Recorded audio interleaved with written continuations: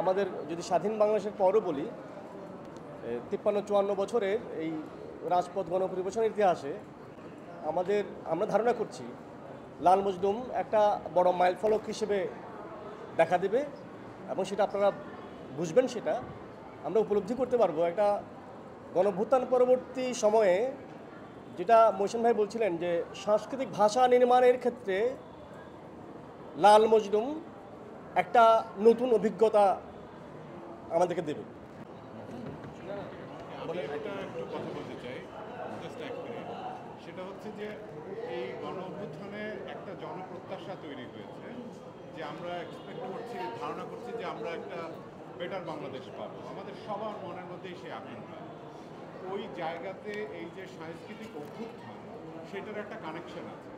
আমরা যদি সেই সাংস্কৃতিক অভ্যুত্থান আমাদের চেতনা তৈরি করছে, আমাদের দেশ গড়ার ক্ষেত্রে যে ধরনের আমরা স্প্রিট পাই, সেটা কিন্তু এই সাংস্কৃতিক যে ঐক্যবদ্ধ এখন যে চেতনা, সেই জায়গাটা থেকেই সেটা পাবো।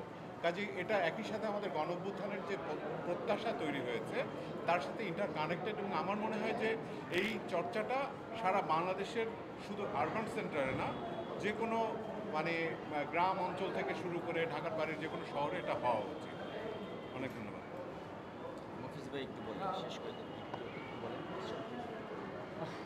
না, আমি যেটা বলবো, আমি এক কথায় যদি বলি যে আমাদের রাজপথ গণপরিবেশনার যে আমাদের ইতিহাস বা গল্প, আমাদের যদি স্বাধীন বাংলাদেশের পরও বলি 53-54 বছরের এই রাজপথ গণপরিবেশনের ইতিহাসে আমরা ধারণা করছি লাল মজলুম একটা বড় মাইলফলক হিসেবে দেখা দেবে এবং সেটা আপনারা বুঝবেন, সেটা আমরা উপলব্ধি করতে পারবো। একটা গণভ্যুত্থান পরবর্তী সময়ে যেটা মহসিন ভাই বলছিলেন যে সাংস্কৃতিক ভাষা নির্মাণের ক্ষেত্রে লাল মজলুম একটা নতুন অভিজ্ঞতা আমাদেরকে দেবে, এটুকু কেবল বলতে পারি। এবং সেই জন্যে যে আমরা যে সকল সাংবাদিক বন্ধুরা এসছেন, আমরা চাইব এটার একটা গণপ্রচার গণপ্রসার হোক। এবং আমরা মনে করি কেবল রাজু ভাস্কর্য থেকে শাহবাগ পর্যন্ত 16 তারিখ যে পরিবেশনাটা হবে, এই পরিবেশনা বা লাল মজলুমের এই আবেদন বা এই নিবেদন কেবল এখানেই সীমাবদ্ধ থাকবে না, এটা একটা চলমান প্রক্রিয়া। আমরা জানি না ওই দিন রাজু ভাস্কর্য থেকে শাহবাগ পর্যন্ত এই পরিবেশনের পর নতুন কোনো উপলব্ধি, নতুন কোনো আকাঙ্ক্ষা আমাদের মধ্যে জন্ম নেয় কিনা, এবং সেই আকাঙ্ক্ষা এই লাল মজলুমকে কোথায় নিয়ে যাবে সেই বিষয়ে আমরা এখনও নিশ্চিত না। ফলে আমরা সেই দিনে সেই অভিজ্ঞতা পর্যন্ত আমরা অপেক্ষা করতে পারি এবং সেই অভিজ্ঞতার স্বাদ, গন্ধ, রস নেবার জন্য আমরা সবাইকে আহ্বান জানাতে পারি। ধন্যবাদ।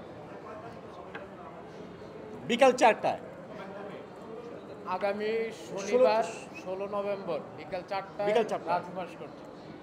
আগামী 16 নভেম্বর রোজ শনিবার বিকাল 4টায়, ঠিক 4টাতেই আমরা শুরু করব রাজু ভাস্কর্য থেকে খণ্ড দৃশ্য আকারে একদম নাটমণ্ডল বাম পাশে রেখে শহীদ মিলন চত্বরও আছে কিন্তু কোনাটায়, আপনারা জানেন 90-এর অভ্যুত্থানের নায়ক, যিনি নিঝুম স্থাপত্য আজ মিলনের প্রতিবাদী মুখ। রাজু ভাস্কর্য থেকে ওখানে একটা দৃশ্য, তারপর একটু সামনে গিয়ে আবার দৃশ্য, তারপরে আরও দৃশ্য, এভাবে বিভিন্ন পর্ব পার হয়ে আমরা শাহবাগে একটা গণ ডায়লগ করার মধ্য দিয়ে আমরা এটা শেষ করব। ঠিক আছে, আপনাদের সবাইকে ধন্যবাদ।